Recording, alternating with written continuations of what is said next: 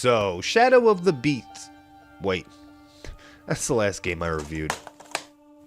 So, Shadow of the Colossus received another update. Heading up the project this time was Blue Point Games. However, this isn't their first time they would touch the game. This team is known for their exceptional work on many ports of beloved titles, including the PS3 remaster of Ico and Shadow of the Colossus. I promise we aren't getting just another cash grab though. This time around, Bluepoint went back and completely remade the game's original assets. So, when you look at it compared to the PS3 remaster, you see a huge difference.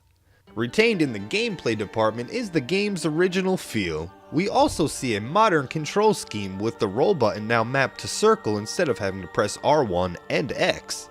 It took me a few minutes to adjust. Overall though, I found it to be a big improvement. But they did leave in the option to use the original scheme if that's what you want to do.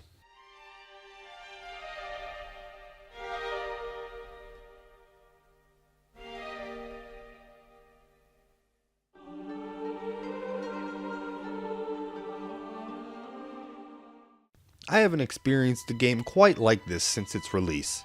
Shadow of the Colossus was a fluke.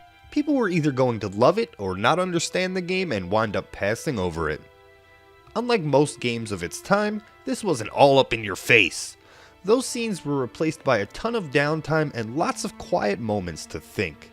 Like, if this land is forbidden, then why are there so many man-built structures?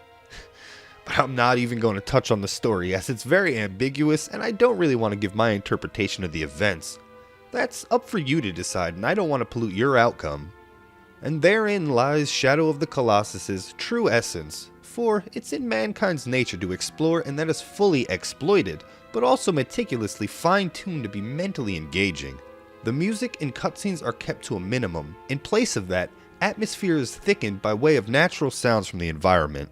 The game's sprawling landscape is home to various terrain and each pose their own challenge to the player in way of navigation. Whether finding the right cliff to scale or discovering a small clearing to swim through in some rubble, this game will have you thinking every step of the way.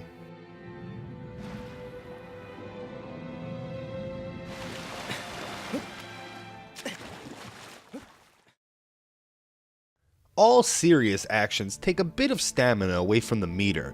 That includes holding onto and or climbing, drawing the bow, and raising your sword to gain insight on the location of a colossus.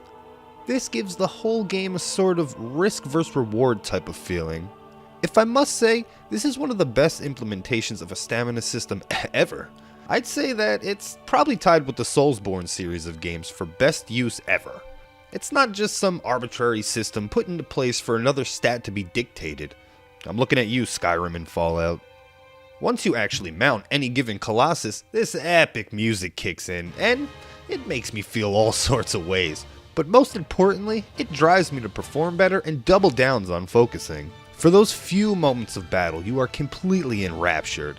This moment of zen happens and you scale the beast like it's nothing, completely forgetting you're battling with a creature sizable to the Sears Tower standing right in front of you. While these are the only enemies in the game, the act of discovering its weak point and then mounting your first Colossus is an adrenaline rush. The game doesn't treat you like a super assassin able to scale buildings without an issue. This is where the stamina management is very important. When they start bucking and the meter starts to drain at an increased rate, it's really nerve-wracking, and that doubles if you're trying to move while it's happening. If you manage to run out of that meter, it means you'll have to go through the whole process of getting the Colossus into place and having to jump back on that so-called pony. Every time I battle a Colossus, my hands start sweating and the controller feels like a lubricated cucumber at the late night showing of a 50 Shades of Grey movie. That music kicks in and even after all these years, it still has that effect on me. It doesn't matter how many times I take down this game. These creatures aren't trying to be mounted and killed, so there are a ton of setups for each. It makes the Colossi out to be more akin to a puzzle, and so is trying to figure out their position on the map. Guided by the light reflecting off the sword, you are pointed in the general direction, but never outright told where to go. Honestly, the whole game's scenery and the Colossi setups remind me of early movies about exploring new far-off lands and fighting mythical monsters. It's just man with his trusty horse versus beast. And here we come to the two problems I have with the game. First off, the horse can fight against player movement. It's not often, but it happens and it can be frustrating. But the worst thing about this game, the camera. I've never battled with a camera this much in my life. Well, maybe with Mario 64, but this game constantly wants to take control of it from the player and does so in the worst times. Don't get me wrong, there are cases when it's perfect. It's just not very often. And that's really the only problems I have with the game. And to be honest, I don't really know where I'm going with this. I just kind of wanted to talk about the game since it came out, and I'm just really enamored with how much love and attention they put into every corner of this game, in the detail, the upgrades, the assets, and just thanks, Bluepoint. You guys did a really good job, and I hope that they go on to do greater and better things.